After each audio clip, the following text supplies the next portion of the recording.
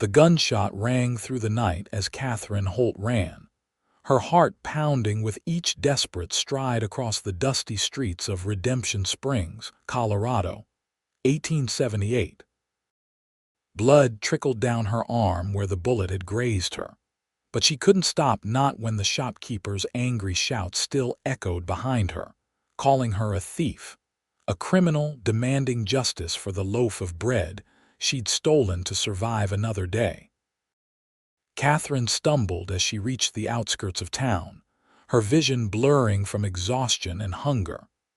3 days without a proper meal had taken its toll, leaving her once vibrant green eyes sunken and dull, her chestnut hair matted with dust and sweat. At 22, she had known hardship before, but nothing like this, nothing like the slow, agonizing descent into desperation that had followed her father's death 6 months ago and the loss of their small homestead to creditors. The stars above offered little comfort as she collapsed behind a weather-beaten shed, clutching the stolen bread to her chest. The sound of approaching horses sent fresh terror through her veins. They were coming for her, the town's makeshift law enforcement, eager to make an example of a woman who dared to steal. "Check over by Miller's property," a gruff voice commanded. She couldn't have gone far. Catherine pressed herself against the splintered wood, willing herself invisible in the darkness. The bread in her hands felt like both salvation and damnation. Her stomach cramped violently, reminding her why she had risked everything for this small sustenance. "I'll take the south end," another voice responded, followed by the sound of hoofbeats retreating in the opposite direction. For a moment, Catherine believed she might escape. Then, the crunch of boots on gravel froze her blood. A tall shadow fell across her hiding place as a man rounded the corner of the shed. In the faint moonlight, Catherine could make out the outline of a cowboy hat and the glint of a star-shaped badge pinned to a leather vest. "Found you," he said, his voice surprisingly gentle despite the circumstances. Catherine scrambled backward, still clutching the bread. "Please," she whispered, her voice cracking. "I had no choice." The man stepped closer, and Catherine braced herself for rough hands and cold iron shackles. Instead, he crouched down to her level, keeping a respectful distance. "Everyone steals when they're starving," he said quietly, studying her with intense blue eyes beneath the brim of his hat. "Come home now." Catherine blinked, certain she had misheard him. "What?" "My name's Gabriel Blake," he continued, extending a hand that bore the calluses of hard ranch work. "I've got a warm fire and stew that'll do you better than that dry bread. You can rest there tonight, away from this mess. Tomorrow we'll figure something out that doesn't involve you getting thrown in jail or worse." Suspicion warred with desperation in Catherine's mind. "Why would you help me? You're wearing a badge." Gabriel's mouth quirked in a half-smile. "Deputy's badge, part-time. Rest of the time, I'm just a rancher who knows what hunger feels like." His eyes drifted to the blood on her sleeve. "You're hurt. Let me help you before that gets infected." Catherine hesitated, weighing her options. The voices of other searchers were growing closer, and her strength was failing rapidly. With reluctance born of necessity, she allowed Gabriel to help her to her feet. "My horse is just beyond those trees," he said, guiding her with a gentle hand at her elbow. "Can you make it that far?" Catherine nodded, though she wasn't entirely certain. Each step felt like walking through deep mud, her legs threatening to buckle beneath her. The adrenaline that had carried her this far was ebbing away, leaving only bone-deep exhaustion in its wake. The magnificent chestnut gelding nickered softly as they approached. Gabriel helped Catherine mount first, then swung up behind her with practiced ease. His arms formed a secure bracket around her as he took the reins, and despite herself, Catherine felt a flicker of comfort in the solid warmth of his presence. "Hold on," he murmured near her ear. And then they were moving, the horse's steady gait carrying them away from town and deeper into the rolling foothills that surrounded Redemption Springs. Catherine tried to keep track of their path, instinct demanding she maintain awareness of her surroundings, but exhaustion soon overwhelmed her vigilance. She found herself leaning back against Gabriel's chest, her eyes growing heavy despite her best efforts to stay alert. "Almost there," Gabriel assured her after what might have been minutes or hours. Catherine blinked away her fatigue long enough to see a modest cabin come into view, nestled against a backdrop of ponderosa pines. Warm light spilled from its windows, and smoke curled invitingly from the stone chimney. Gabriel dismounted first, then reached up to help Catherine down. Her legs betrayed her as she attempted to stand, buckling beneath her weight. Without comment, Gabriel caught her, lifting her easily into his arms. "I can walk," she protested weakly. "I know you can," he replied, carrying her toward the cabin nonetheless. "But there's no need to push yourself further tonight." The cabin's interior was simple but comfortable, a main room with a stone fireplace, rough-hewn furniture that spoke of practicality rather than ostentation, and the promised aroma of stew simmering in a cast-iron pot. Gabriel set Catherine gently in a chair near the fire before moving to tend to the pot. "Why?" Catherine asked, the question that had been burning in her mind since he found her. "Why help me? You could lose your position as deputy." Gabriel's expression remained impassive as he ladled stew into a wooden bowl. "Sheriff Barnes is a reasonable man. He knows most folks don't steal unless they're desperate." He handed her the bowl and a spoon. "Eat slowly. Your stomach won't thank you for rushing." The stew was rich with chunks of venison and root vegetables, the most substantial food Catherine had seen in weeks. She forced herself to heed Gabriel's advice, taking small, measured bites despite her body's demand for immediate sustenance. "You didn't answer my question," she said between careful spoonfuls. Gabriel settled into a chair across from her, his own bowl balanced on his knee. "3 winters ago, I lost everything in a fire. My folks were gone, the ranch house burned to the ground, and I had nothing but the clothes on my back and a half-starved horse." His gaze met hers steadily. "An old trapper found me trying to steal supplies from his cabin. Instead of shooting me, he took me in, helped me rebuild. Taught me that a man's worth isn't measured by his lowest moment." Catherine absorbed his words, finding unexpected kinship in his story. "I didn't always live like this," she said softly. "My father and I had a small homestead. We weren't rich, but we managed. Then he got sick last winter." Her throat tightened around the words. "The doctor bills took everything, and he died anyway. The bank took the land." "I'm sorry," Gabriel said, and the simple sincerity in his voice brought unexpected tears to Catherine's eyes. She blinked them away, focusing on the practical. "I tried finding work in town, but—" She trailed off, unwilling to detail the propositions that had come with most job offers for a young woman alone. Gabriel nodded, understanding without requiring elaboration. "Finish your stew. Then I'll take a look at that arm and you can get some rest. There's a small room through that door." He gestured to a wooden door on the far wall. "It's not much, but it's private and the bed's clean." "I can't take your bed," Catherine protested. "You're not. That's the guest room. I sleep in the loft." He nodded toward a ladder leading to an upper level. After they finished eating, Gabriel carefully cleaned and bandaged the graze on Catherine's arm. His hands were gentle but efficient, betraying experience with tending wounds.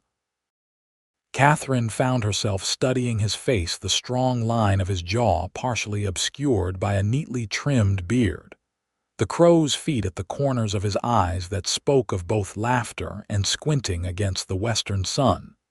the streak of silver at his temple that suggested he was perhaps in his early 30s. "Thank you," she said as he secured the bandage, "for all of this." Gabriel nodded, a slight smile touching his lips. "Get some rest, Miss Holt. Tomorrow's soon enough to worry about what comes next." Only as she settled into the narrow but comfortable bed in the guest room did Catherine realize she had never told him her last name.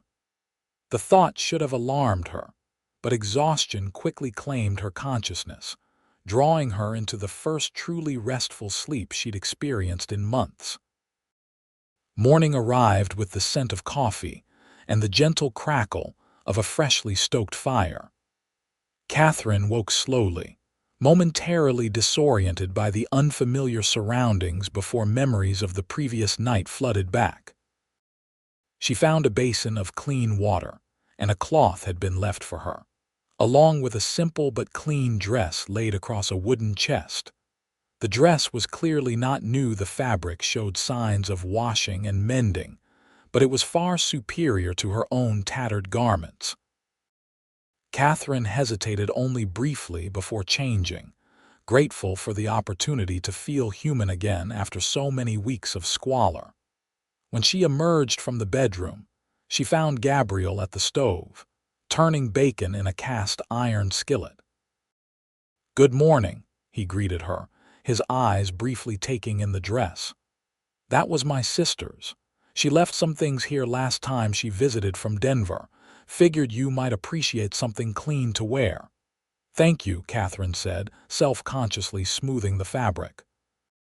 "I'll return it, of course." Gabriel waved off her concern. "It suits you better than it ever suited her." He gestured to the table, already set with 2 plates. "Hungry?" Breakfast passed in comfortable silence, interrupted only by the occasional practical question or observation. Catherine found herself relaxing despite the uncertain circumstances. Something about Gabriel's steady presence, easing the constant tension she had carried for months.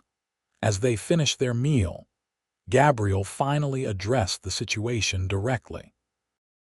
"Sheriff Barnes will be expecting me to report in this morning. I need to tell him something about last night." Catherine's hand tightened around her coffee cup. "Will he arrest me?" "Not if I can help it," Gabriel replied, "but we need a plan that satisfies the law without putting you in jail." "What kind of plan?" Gabriel leaned back in his chair, considering. "The mercantile owner, Mr. Peterson, is the one pressing charges. He's a reasonable man, but he's had trouble with theft lately and feels he needs to take a stand." "I could work," Catherine offered, "to pay for what I took." "If he'd allow it." Gabriel nodded slowly. "That might work. Peterson's wife has been complaining they need more help at the store." He studied her face. "But that still leaves the question of where you'll stay. A young woman alone in town." Catherine understood the unspoken concern. Redemption Springs, like many frontier towns, operated on a delicate balance of written law and unwritten social codes. A woman without family or respectable employment faced limited options, none of them particularly safe or dignified. "I could look for a boarding house," she suggested without much conviction. "You could stay here," Gabriel said, the offer made casually but with clear intent. "It's far enough from town to avoid gossip, but close enough for you to work at the mercantile." "I'm gone most days, working either as deputy or at the ranch." Catherine eyed him skeptically. "And what would people say about that arrangement? A single woman living in a bachelor's home." "They'd say you're my housekeeper," Gabriel replied promptly. "Which wouldn't be entirely false if you're willing to help keep the place in order while you stay. I've got the room to spare, and I won't be underfoot much." The offer was tempting more than tempting. A safe place to sleep, regular meals, and the chance to rebuild some semblance of a respectable life. Yet Catherine hesitated, wary of creating a different kind of debt than the one she already owed him. "Why are you doing this?" she asked again, needing to understand his motives before committing herself to his care, however temporarily. Gabriel's eyes met hers directly. "Because it's what someone once did for me, and I promised myself I'd do the same if I ever got the chance. Nothing more complicated than that." His answer rang with sincerity, and Catherine found herself nodding slowly. "All right, until I can get on my feet properly."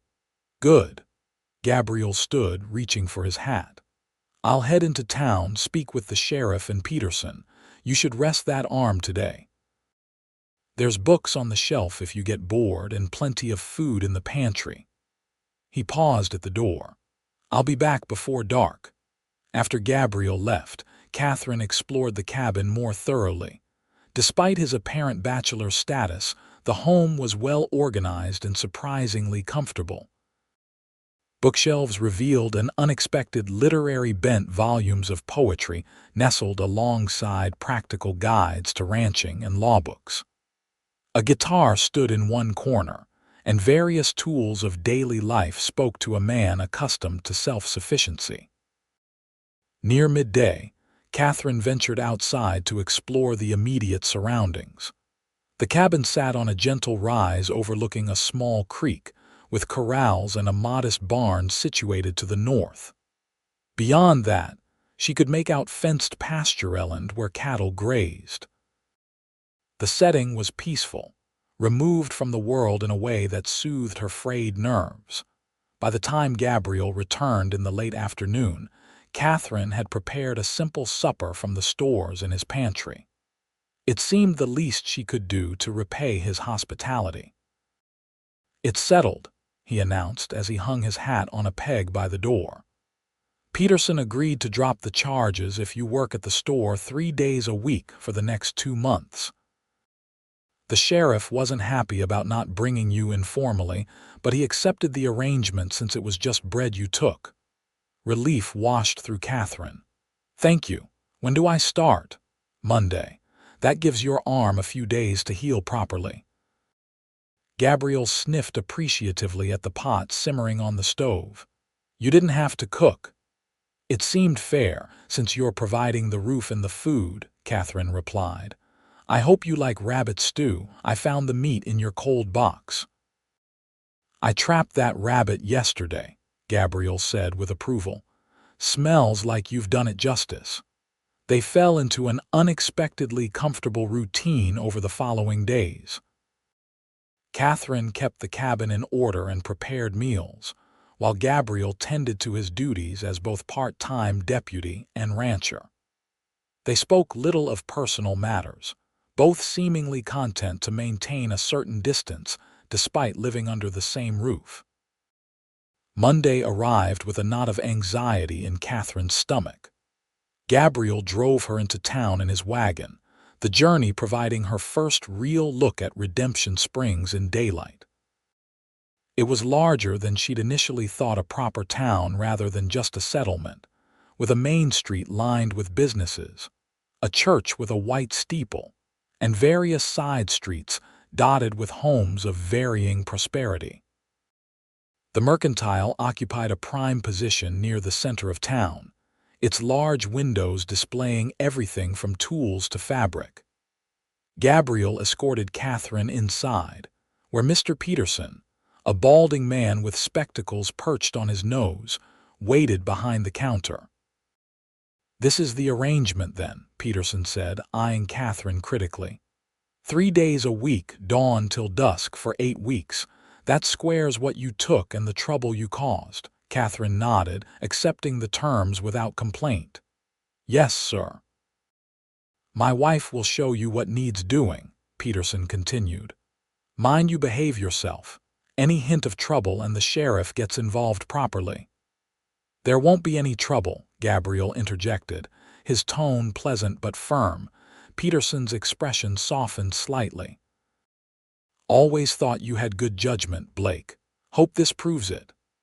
Mrs. Peterson emerged from the back room then, a plump, energetic woman with graying hair and sharp eyes.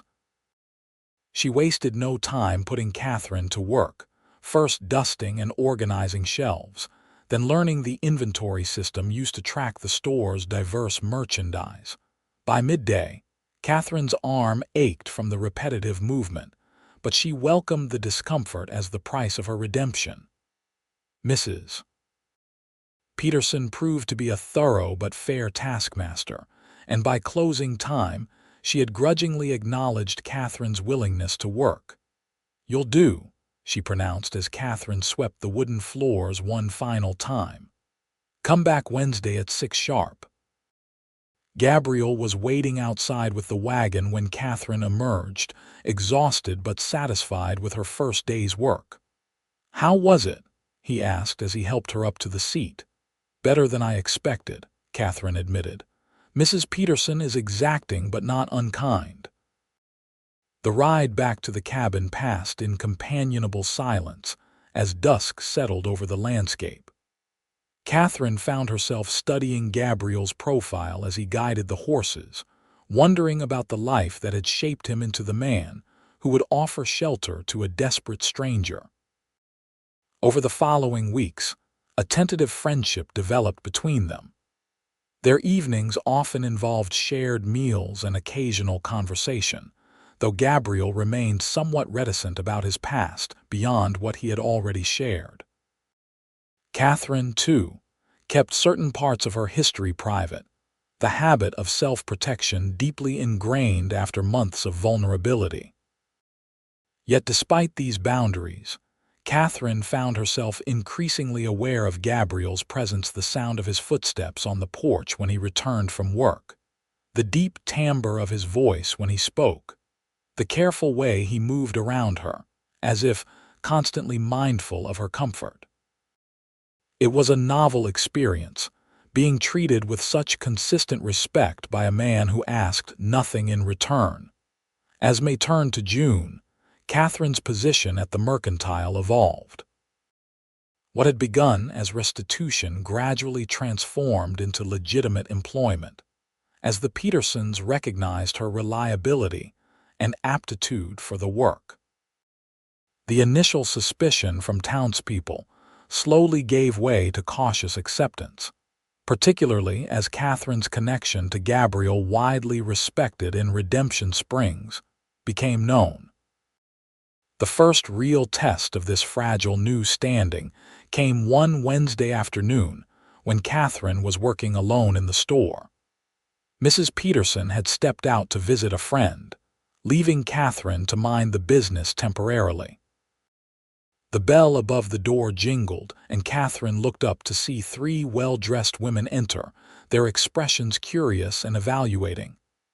"Good afternoon," Catherine greeted them professionally, recognizing them as prominent members of the town's social hierarchy. "How may I help you today?"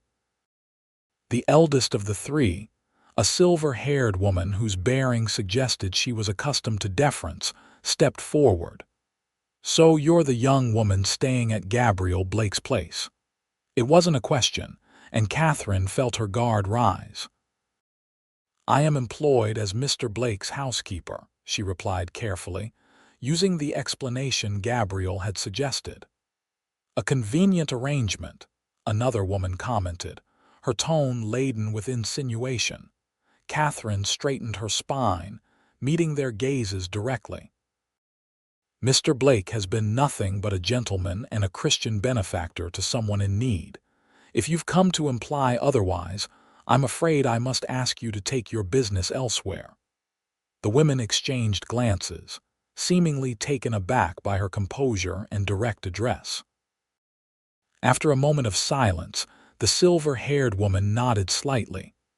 "Margaret Peterson speaks well of your work ethic," she said, her tone marginally warmer. "I need 4 yards of that blue calico for my granddaughter's new dress. By the time Mrs.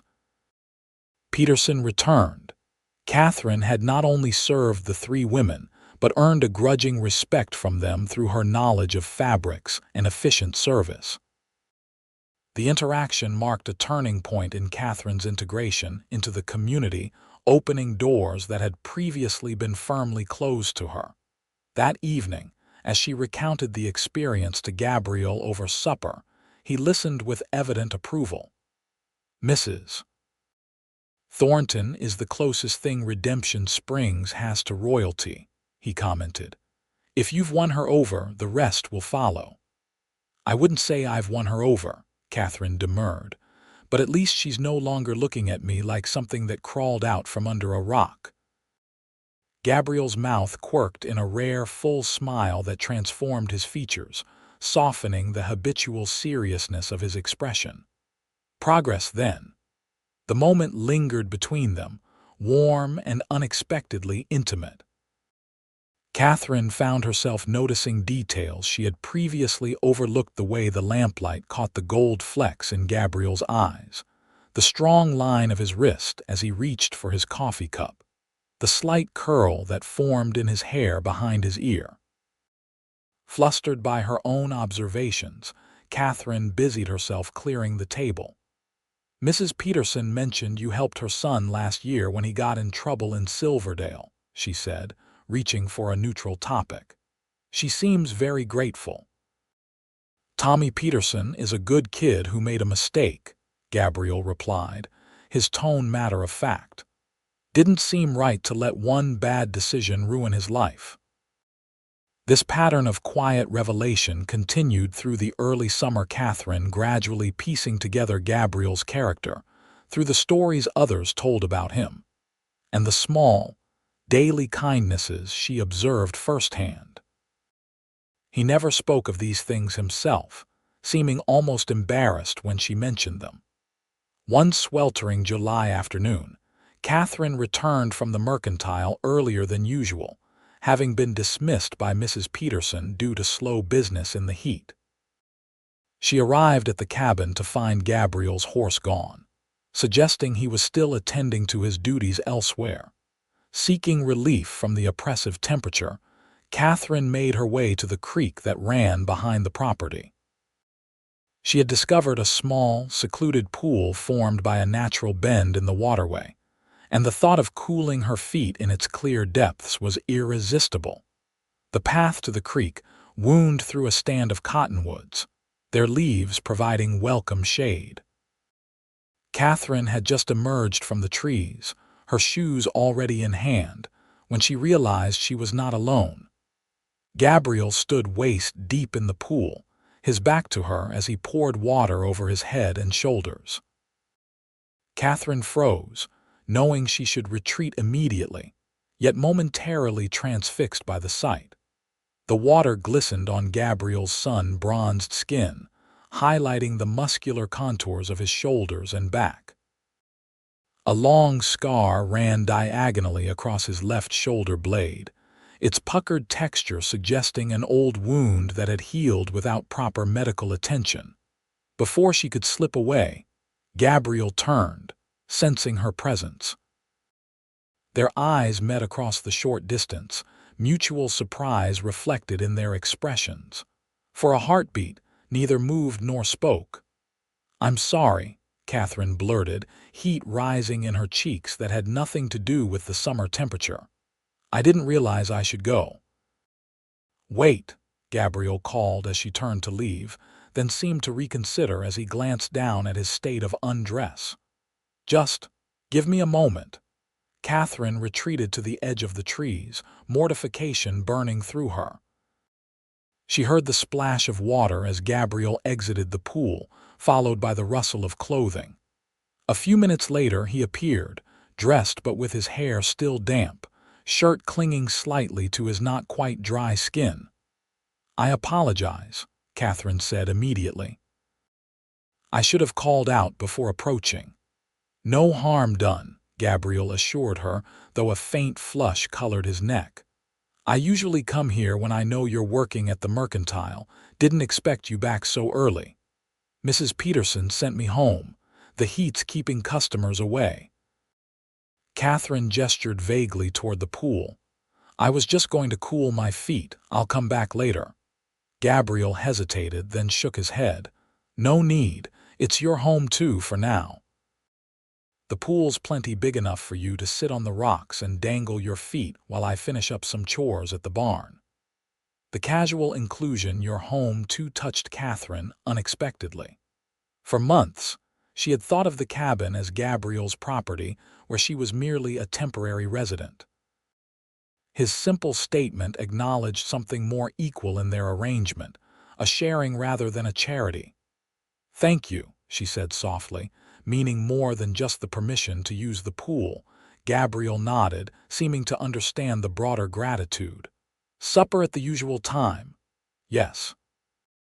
"I bought fresh corn from the farmer's stand in town. I thought I'd make cornbread to go with the stew." A smile touched Gabriel's lips. "Looking forward to it."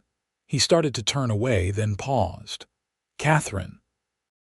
It was the first time he had used her given name rather than Miss Holt, and the sound of it in his deep voice sent an unexpected warmth through her. "Yes, I'm glad you're here." The simple statement hung between them, laden with meanings neither was quite ready to articulate. Before Catherine could respond, Gabriel continued toward the barn, leaving her with the lingering impression that something significant had shifted between them, though she couldn't precisely name what it was. The following week brought a new development.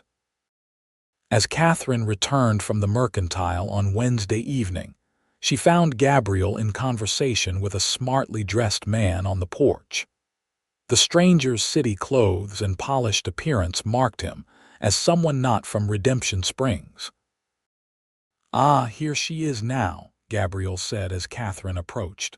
"Miss Holt, this is Mr. James Wilson from the Territorial Bank in Denver.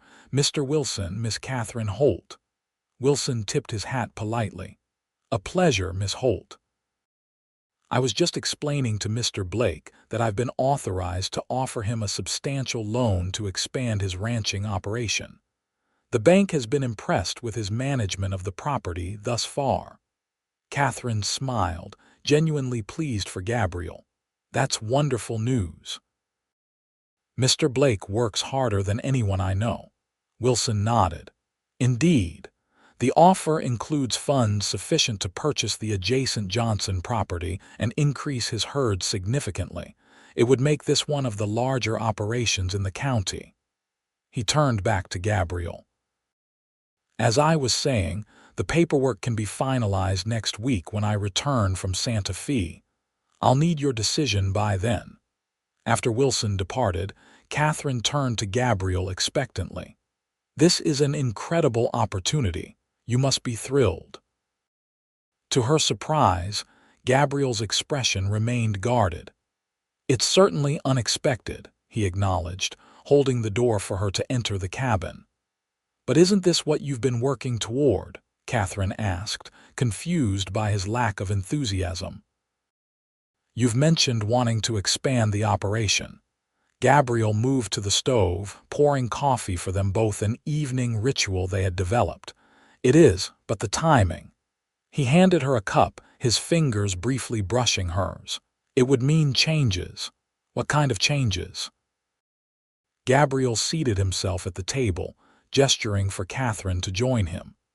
"The expansion would require my full attention.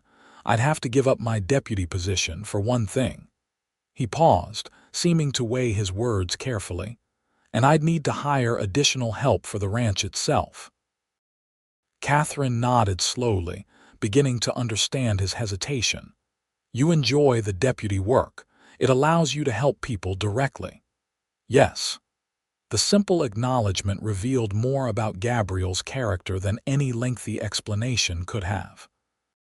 Despite his reserved nature, his fundamental desire to contribute to his community's well-being was clear in everything he did.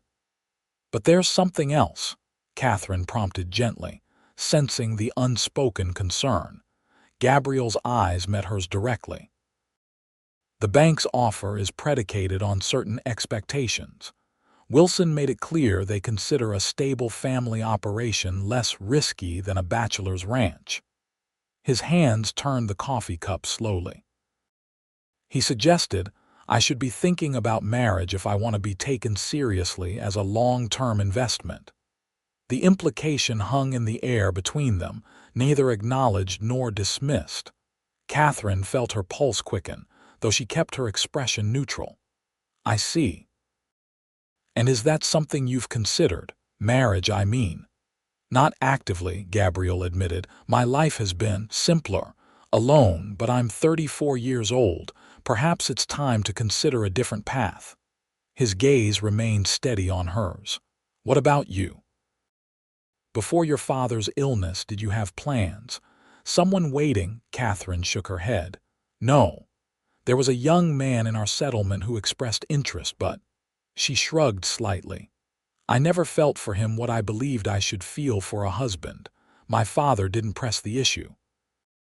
He always said marriage should be based on deeper foundations than mere convenience. Your father sounds like a wise man. He was, Catherine agreed softly, memories of her father's gentle guidance bringing both comfort and renewed grief. He would have liked you, I think. He valued honor and kindness above all other qualities. The conversation shifted to safer topics after that, but the unspoken possibilities remained like an undercurrent beneath their usual interactions. Over the next several days, Catherine found herself increasingly aware of Gabriel in ways that transcended their established friendship. She noticed how his eyes followed her movements when he thought she wasn't looking, the careful distance he maintained between them despite the small confines of the cabin, the way his voice sometimes softened when he spoke her name. For her part, Catherine could no longer deny that her feelings for Gabriel had evolved far beyond gratitude or even friendship. She found herself wondering what it might be like to close the careful gap they had maintained to feel his arms around her not out of necessity as on that first night, but by choice. The thoughts both thrilled and terrified her, leaving her uncertain how to proceed. The decision was partly made for her the following Sunday. Catherine had taken to attending church services in town, initially as a way to establish her respectability in the community, but increasingly for the spiritual comfort it provided. Gabriel sometimes accompanied her, though his duties often prevented regular attendance. This particular Sunday, Gabriel joined her for the service, sitting beside her in the simple wooden pew with his hat resting on his knee. Reverend Thomas delivered a sermon on redemption and second chances that seemed particularly poignant given Catherine's circumstances. As the congregation rose for the final hymn, she felt Gabriel's hand brush against hers, his fingers tentatively seeking hers in the narrow space between them. Without conscious thought, Catherine allowed her hand to turn, her fingers intertwining with his. The simple contact sent a current of awareness through her entire body, and she found herself unable to focus on the words of the hymn as the warmth of his palm pressed against hers. They remained thus connected until the final notes faded and the congregation began to disperse.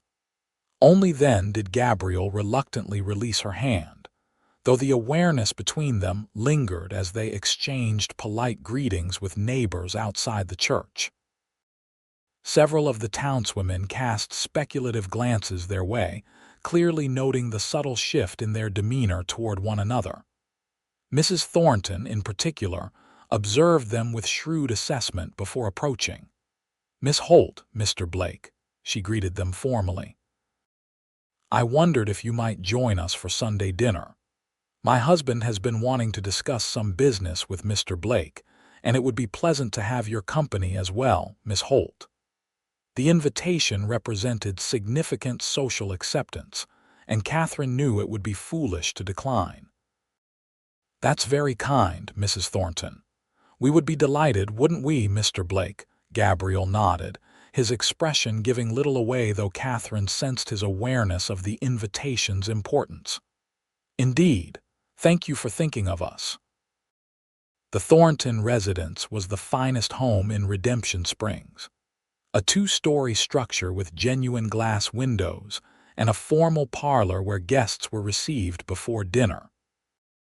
Mr. Thornton, a silver-haired gentleman whose banking and railroad investments had secured his family's prominence, welcomed them with courteous interest. "Blake, "Good to see you," he said, shaking Gabriel's hand firmly. "Wilson from the Denver bank mentioned he'd spoken with you about expansion. Promising opportunity." "It is," Gabriel agreed. "I'm still considering all the implications." "Wise," Thornton nodded approvingly. "Too many rush into debt without proper planning, but you've always shown good judgment." His gaze shifted to Catherine. "And Miss Holt. I understand from Margaret Peterson that you've become quite indispensable at the Mercantile." "Mrs. Peterson is generous in her assessment," Catherine replied modestly. "I'm fortunate she was willing to give me the opportunity." Dinner proved to be a surprisingly pleasant affair. Mrs. Thornton was a gracious hostess, and the conversation flowed easily among topics of local interest and broader current events. Catherine found herself relaxing as it became clear that her past transgression had been, if not forgotten, at least set aside in favor of her present conduct. As the meal concluded, Mrs. Thornton suggested that the ladies retire to the parlor while the men discussed business. Catherine followed her hostess, conscious of Gabriel's brief glance in her direction as she left the dining room. In the parlor, Mrs. Thornton wasted little time in addressing the unspoken topic. "You and Mr. Blake seem to have developed a comfortable understanding," she observed, pouring tea into delicate china cups. Catherine accepted the offered cup, choosing her words carefully. "Mr. Blake has been extremely kind to me during a difficult time." "Indeed." Mrs. Thornton's shrewd eyes assessed her. "And now that the difficult time is passing, what are your intentions, my dear?" The direct question caught Catherine by surprise. "I'm not sure I understand." "I think you do." Mrs. Thornton's tone remained kind despite her forthright manner. "Gabriel Blake is one of the finest men in this county, honest, hardworking, and with excellent prospects. He has also been notably uninterested in marriage despite being past the age when most men settle down." She sipped her tea delicately. "Until now, it seems." Catherine felt heat rise in her cheeks. "Mrs. Thornton, my dear, I'm not criticizing, quite the contrary." The older woman leaned forward slightly. "I've watched you these past months. You've conducted yourself with dignity despite difficult circumstances. You work hard, you attend church, and you've made no attempt to hide your past mistake nor to repeat it." She set down her cup. "In short, you've proven yourself worthy of respect. And if Gabriel Blake has developed feelings for you, as seems evident, I for one would consider it a suitable match." Stunned by this unexpected endorsement, Catherine struggled to formulate a response. "Mr. Blake and I haven't discussed. That is, we haven't spoken of anything beyond my current position as his housekeeper." Mrs. Thornton smiled knowingly. "Sometimes words are unnecessary between two people who understand each other. But should the matter arise more formally, you should know that you would not face opposition from those whose opinions matter in Redemption Springs." The implications of this conversation occupied Catherine's thoughts throughout the remainder of the visit, and during the quiet wagon ride home afterward. Gabriel seemed similarly preoccupied, responding to her occasional comments with distracted nods or brief replies. As they approached the cabin in the gathering dusk, Gabriel finally broke his silence. "Thornton offered to support the bank loan personally," he said. "It would make the terms even more favorable." "That's wonderful," Catherine replied. "He must think very highly of you." Gabriel guided the wagon to a halt before the cabin. He also made it clear that his support was contingent on his belief that I'm establishing a permanent family operation here. He turned to face her, his expression serious in the fading light. "Catherine, I need to ask you something, and I want you to answer honestly without concern for my feelings or your circumstances." Catherine's heart quickened. "All right." Gabriel took a deep breath as if gathering courage. "These past months with you here, They've been the happiest of my life. What began as a simple act of assistance has become something I never expected to find. I find myself thinking of you constantly, your smile, your quiet strength, the way you've rebuilt your life with such grace." His voice deepened with emotion. "I know our beginning was unusual, but I can no longer pretend that my feelings for you are merely those of a friend or benefactor." He reached for her hand, his larger one enveloping hers with gentle warmth. "I'm not asking anything of you now. You've had little opportunity to consider options beyond survival these past months. But I want you to know that if, in time, you might consider a more permanent arrangement between us, it would make me happier than I can express." Catherine stared at their joined hands, emotions too complex for immediate articulation washing through her. Gabriel had offered her shelter when she was desperate, respect when she felt worthless, and friendship when she was alone. He had never asked for anything in return, never taken advantage of her vulnerable position. And now he was offering something she had stopped believing might be possible for her, a future built on mutual regard and genuine affection. "Gabriel," she began, his given name feeling both strange and right on her lips. "When you found me that night, I had nothing, no hope, no future, no belief that anything would ever improve. You didn't just offer me shelter, you offered me dignity when I thought I had lost it forever." Her voice trembled slightly.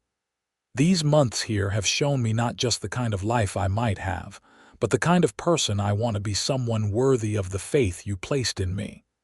She raised her eyes to his, finding them intent on her face. "I don't need more time. I know what I feel for you, and it's far more than gratitude. It's admiration, respect, and love." The word hung between them, powerful in its simplicity. "Whatever future you envision, I want to be part of it." For a moment, Gabriel remained perfectly still, as if afraid any movement might shatter the moment. Then, with a gentleness that belied his strength, he drew her toward him, his free hand coming up to cradle her cheek. "May I kiss you, Catherine?" he asked softly. In answer, Catherine leaned forward, closing the distance between them. His lips met hers with tender restraint at first, then with growing assurance as she responded in kind. The kiss deepened, expressing months of unacknowledged longing and newly acknowledged love. When they finally parted, Gabriel rested his forehead against hers, his breath warm against her skin. "I love you," he said simply. "I think I have since that first night, though I didn't recognize it then." Catherine smiled, joy bubbling through her like a spring.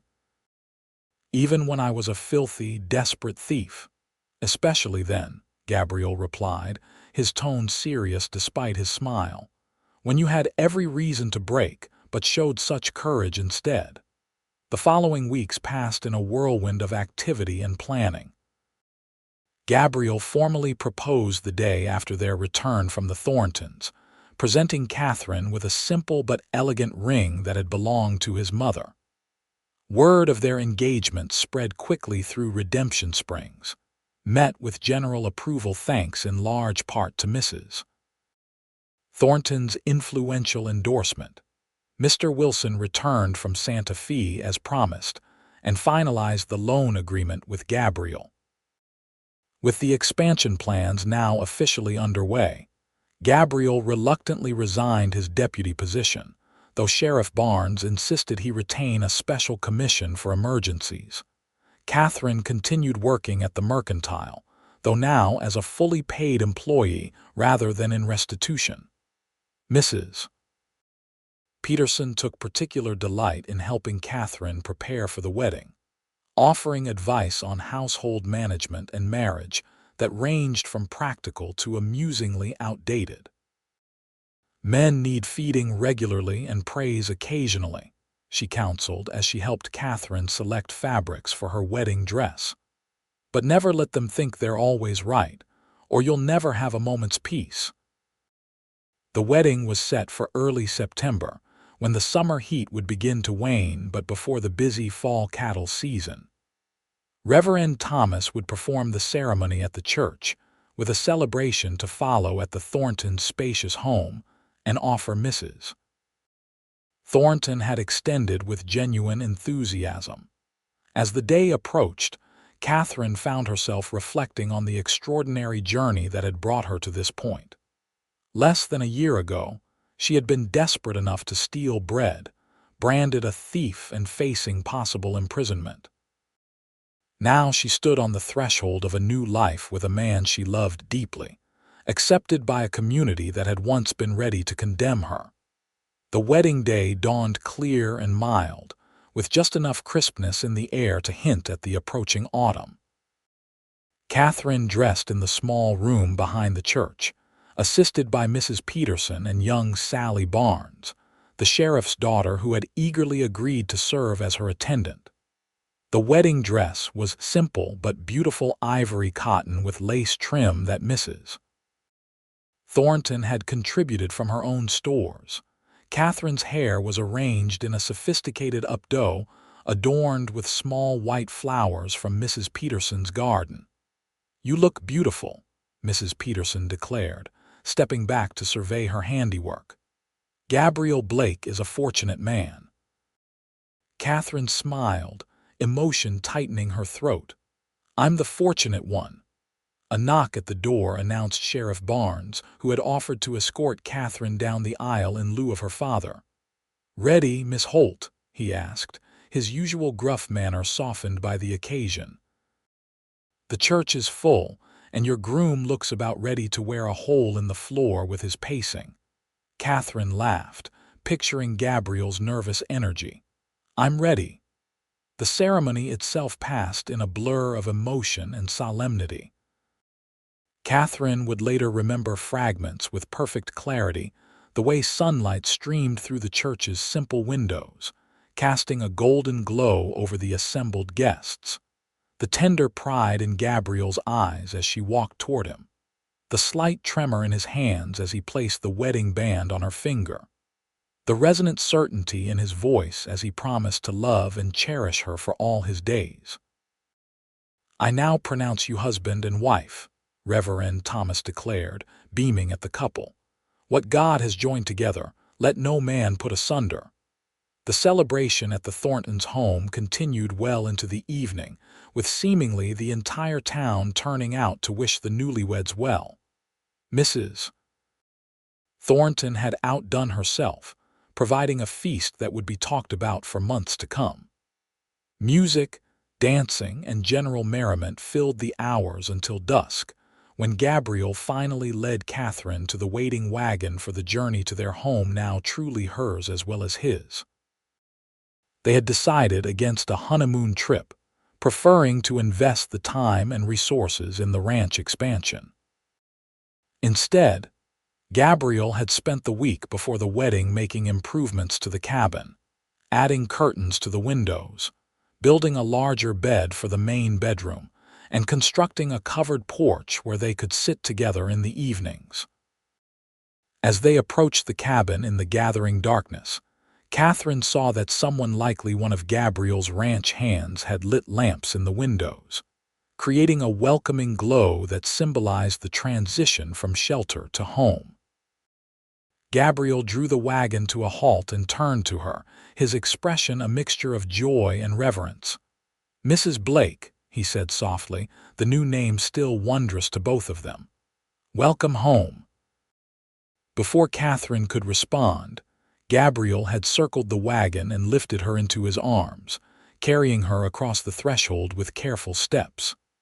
Inside, she saw that the cabin had been further transformed, with fresh flowers on the table and a bottle of wine, clearly Mrs. Thornton's contribution, waiting beside 2 glasses. Gabriel set Catherine gently on her feet but kept his arms around her, drawing her close.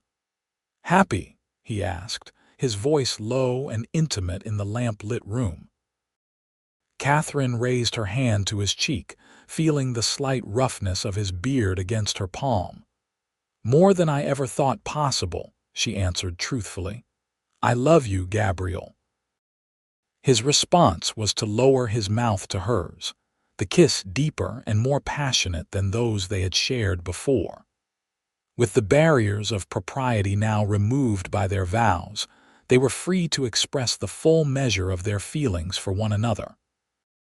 Later, as they lay together in the new bed, Catherine's head resting on Gabriel's chest, she marveled at the journey that had brought them to this moment. "I still can't quite believe it," she murmured. "That night when you found me, I was certain my life was over. Instead, it was just beginning." Gabriel's hand stroked gently through her hair, now loose around her shoulders. "I believe some things are meant to be, despite the unlikely paths that lead to them. When I said those words to you that night, 'Everyone steals when they're starving. Come home now,' I had no idea how true they would become." "What made you say that?" Catherine asked, raising herself on one elbow to look at his face in the soft glow of the bedside lamp. "You could have arrested me. It would have been easier." Gabriel considered the question thoughtfully. "I saw something in your eyes," he said finally. "Not just fear or hunger, but a dignity that circumstances hadn't quite managed to break. I recognized it because I'd been there myself once at the very edge, with nothing left but the will to survive." His fingers traced the curve of her cheek. "And perhaps, even then, something in me knew that you were meant to be part of my life in a way I couldn't yet imagine." Catherine turned her face to kiss his palm. "Then I'm grateful for whatever providence guided your steps to me that night." "As am I," Gabriel replied, drawing her back down to his embrace. "As am I." The years that followed brought challenges and joys in equal measure. The ranch expansion proved successful, transforming Gabriel's modest operation into one of the more substantial properties in the region. Catherine continued working at the mercantile until the spring of 1880, when the impending arrival of their first child prompted her to focus on home and family. Benjamin Thomas Blake was born on a warm June afternoon, his lusty cries announcing a healthy pair of lungs and a strong constitution. Gabriel, who had paced anxiously outside the bedroom during the delivery, wept unashamedly when the midwife placed his son in his arms for the first time. "He's perfect," he whispered, carefully returning the infant to Catherine's embrace. "Just like his mother." The boy proved to be the first of 3 children who would eventually fill the expanded cabin with laughter and activity. Emma Grace arrived 2 years after her brother, followed 3 years later by Joseph Gabriel, completing their family. As the children grew, Catherine and Gabriel made certain they understood the values that had shaped their parents' lives: the importance of compassion, the belief in second chances, and the conviction that true worth was measured not by wealth or status, but by character and kindness. On a crisp autumn day in 1888, when Benjamin was 8, Emma 6, and Joseph just 3, the family made a special journey into Redemption Springs. The town had grown considerably over the decade, with the railroad's arrival bringing new businesses and residents. The original mercantile had expanded into a larger emporium, though Mr. and Mrs. Peterson still presided over its operation with the same meticulous attention to detail. As they walked along the main street, Benjamin tugged at his father's hand. "Pa, is it true that this is where you first met Ma? When she was in trouble?" Gabriel exchanged a glance with Catherine, who nodded slightly. They had always been honest with their children about their beginnings, believing that their story, though unconventional, contained important lessons. "Not exactly on this street," Gabriel replied, guiding the family toward a quieter side lane. "It was over there, behind old Miller's shed." He pointed to a weathered structure that still stood at the edge of town. "Your mother was hungry and scared, and I was lucky enough to be the one who found her." "Because she took some bread?" Emma asked, her young face serious as she considered this piece of family history. Yes, Catherine confirmed, shifting Joseph to her other hip. I had no money and nothing to eat. I made a wrong choice, even though I was desperate. But Papa helped you, Benjamin stated with the confidence of a child who had heard the story before. He said everyone steals when they're starving and he took you home. Gabriel smiled, ruffling his son's hair. That's right, and it was the best decision I ever made, though I didn't know it at the time. They continued their walk, eventually reaching the church where they had been married. Mrs. Thornton, now well into her 70s but still a formidable presence in town, was overseeing the decoration of the church for the upcoming Harvest Festival. She brightened at the sight of the Blake family. Catherine, Gabriel, and the children, my, how they've grown. She beckoned them closer. Benjamin, would you help an old woman by carrying that box of decorations inside? And Emma, I believe Mrs. Wilkins has some gingerbread fresh from the oven in the parish hall. As the older children scampered off to their assigned tasks, Mrs. Thornton turned to Catherine with a knowing smile. 10 years since that Sunday dinner at my home. I don't believe I've ever seen a match work out more perfectly. Catherine returned the smile, genuine affection in her expression. We have you to thank for much of that, Mrs. Thornton. Your support made all the difference. Nonsense. The older woman dismissed the gratitude with a wave. I merely recognized what was already evident to anyone with eyes to see. You two were meant for each other from the start. As they prepared to return home that afternoon, the children tired but content after their day in town, Gabriel helped Catherine into the wagon with a gentleness that had never diminished over the years. His hand lingered on hers, a silent communication of the love that had only deepened with time and shared experience. "What are you thinking?" Catherine asked as they started the journey home, the children already half asleep in the back of the wagon. Gabriel glanced at her, the setting sun catching the silver that now threaded his dark hair at the temples. "I was thinking about how differently things might have turned out that night, if I had been a different man or you a different woman, if either of us had made different choices." Catherine nodded, understanding his reflection. "We were both at crossroads without realizing it, and somehow found the right path," Gabriel finished, his voice warm with certainty. "I never believed much in fate before I met you. Now I'm not so sure." Catherine leaned against his shoulder, watching the landscape roll by the land that had become home, the life they had built together from such unlikely beginnings. "Whether it was fate or providence or just extraordinary luck," she said softly, "I'm grateful for every day of it." Gabriel's arm tightened around her shoulders, his kiss brushing her temple. "As am I, my love, as am I."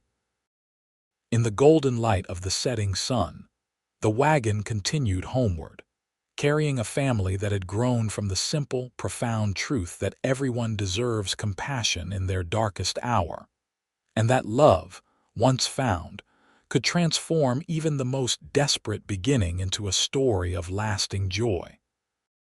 The brand of thief that had once threatened to define Catherine's life had long since been replaced by the identities she cherished: wife, mother, respected member of the community.